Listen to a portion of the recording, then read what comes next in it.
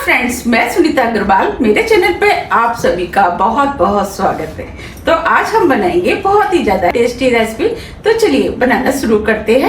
आज मैं आपको बिल्कुल सिंपल तरीके से बहुत ही ज्यादा टेस्टी और चटपटी भिंडी की सूखी सब्जी बनाना बताती हूँ, कैसे बनाई जाती है। और इसे आप सुबह लंच बॉक्स में भी बना करके ले जा सकते हैं। और भिंडी की सब्जी तो वैसे भी सभी को बहुत ज्यादा पसंद भी होती है और इस सब्जी को बच्चे भी बहुत ही ज्यादा शौक से खाना पसंद करते हैं। तो चलिए देख लेते हैं इसे कैसे बनाया जाता है। भिंडी की सब्जी बनाने के लिए ये हमने 500 ग्राम भिंडी ली, जिसे 2 से 3 बार अच्छे से पानी से धोया। धोने के बाद सूखे कपड़े से हमने पोंछ लिया। पोंछने के बाद इस भिंडी को हमने इस तरीके से छोटे पीस में काट लिया है। और आप चाहें तो इसके और भी ज़्यादा छोटे पीस कर सकते हैं और आप चाहें तो भिंडी को लंबे लंबे पीस में भी काट सकते हैं। चलिए सब्जी बनाना शुरू करते हैं। भिंडी में डालने के लिए ये हमने 2 छोटे साइज की प्याज ली, जिसे हमने कद्दूकस कर लिया है, वो हम इस भिंडी के ऊपर डाल देते हैं। हम इसे बिल्कुल नए तरीके से बना रहे हैं। 1 टीस्पून अदरक लहसुन का पेस्ट। अब इस सब्जी को चटपटी बनाने के लिए अब हम इसके अंदर मसाले ऐड करेंगे। मसाले में 2 टीस्पून धनिया पाउडर, 1 टीस्पून सौंफ जिसे हमने दरदरा कूट लिया है वो डाल देते हैं। इससे भिंडी में फ्लेवर अच्छा आता है और भिंडी खाने में भी टेस्टी लगती है। आधी टीस्पून हल्दी पाउडर, आधी टीस्पून भुने वाले जीरे का पाउडर, 1/4 टीस्पून काली मिर्च जिसे हमने दरदरा कूट लिया है, 1.5 टीस्पून कश्मीरी लाल मिर्च, ये तीखी कम होती है, इससे सब्जी में कलर अच्छा आएगा, नमक टेस्ट के अनुसार।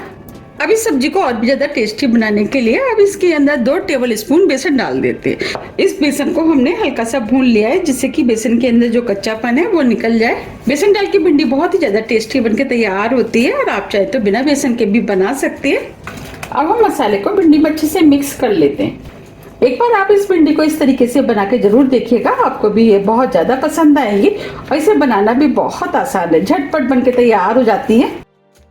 ये हमने भिंडी और मसाले को अच्छे से मिक्स कर लिया है। चलिए अब हम सब्जी बना लेते हैं। सब्जी बनाने के लिए 2 बड़े चम्मच ऑयल हम पैन में डाल देते हैं।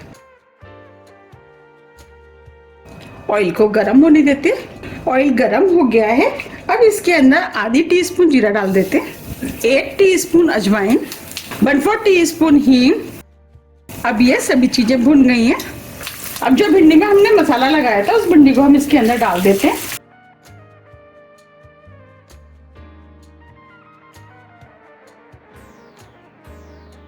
और भिंडी को मिक्स कर लेते हैं। अब भिंडी को 3 से 4 मिनट करीब फुल फ्लेम पे हम भून लेते हैं। उससे जो हमने मसाले डाले हैं वो भी भून जाएंगे और भिंडी के अंदर जो चिपचिपाहट होती है वो भी खत्म हो जाएगी और भिंडी खाने में भी टेस्टी लगेंगी। जब भिंडी की सब्जी को हम अजवाइन और हींग के साथ बनाते हैं तो आपने देखा होगा कि भिंडी खाने के बाद पेट में भारीपन होता है, वो नहीं होता है। 4 मिनट करीब हो गए हैं, भिंडी भी पहले से सॉफ्ट हो गई है और ये मसाला भी भुन गया है। अब इस सब्जी को और भी ज्यादा टेस्टी बनाने के लिए ये हमने 3 बड़े चम्मच दही लिया है, वो डाल देते हैं। दही को सब्जी में मिक्स कर देते हैं।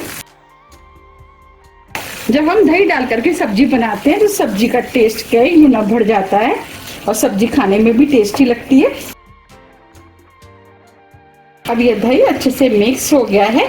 अब इस सब्जी को 2 मिनट करीब हम फुल फ्लेम पे और पका लेते हैं। 2 मिनट करीब हो गए हैं। ये हमने 3 से 4 छोटे साइज की मिर्च ली है, वो डाल देते हैं। मिर्च को मिक्स कर देते हैं। अब इस सब्जी को ढक देते हैं और स्लो मीडियम फ्लेम पे 3 से 4 मिनट के लिए और पकने देते हैं, जिससे कि भिंडी के अंदर जो कसर है वो पूरी हो जाएगी और भिंडी के अंदर मसाला भी अच्छे से चला जाएगा। 3 मिनट करीब हो गए हैं। अब ये सब्जी भी बनके तैयार हो गई है। हमने इस सब्जी को बीच में 1-2 बार चला दिया था, जिससे कि सब्जी नीचे तली में ना लगे। अब इसके अंदर 1 टीस्पून अमचूर पाउडर डाल देते हैं। आप चाहें तो इसके अंदर 1 नींबू का रस भी डाल सकते हैं, थोड़ा सा हरा धनिया। अब सभी चीजों को मिक्स कर लेते हैं। अब मैं आपको दिखा भी देती हूँ। देखिए हम भिंडी को दबा रहे हैं तो ये इजीली दब रही है, इसका मतलब सब्जी बनके तैयार हो गई है। अब फ्लेम को ऑफ कर देते हैं। अब हम सब्जी को सर्व कर लेते हैं। आप देख पा रहे कितनी बढ़िया चटपटी और मसालेदार भिंडी की सब्जी बनके तैयार हुई है। आप भी इस सब्जी को बनाइए, खाइए, फिर मुझे कमेंट्स करके जरूर बताइए कि आपको ये सब्जी कैसी लगी।